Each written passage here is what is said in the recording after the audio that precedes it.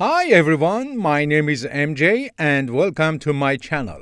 In today's video, we'll explore some essential grammar tips to help you improve your English. These tips are inspired by the famous English Grammar in Use book, and I'm excited to share them with you in a simple and practical way.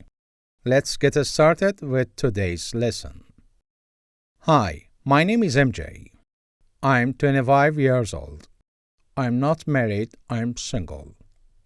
I'm American and I'm from New York.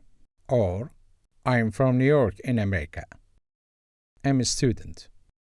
About my family. My father is a doctor and my mother is a journalist. A few of my favorite things. My favorite color is red. My favorite sport are football and swimming. My interests. I'm interested in art.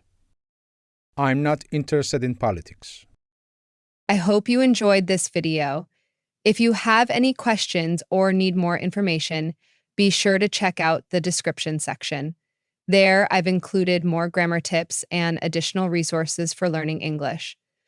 Also, if you found this video helpful, please give it a like and leave a comment below. Don't forget to subscribe to the channel so you don't miss any future videos. Until next time, stay successful and happy.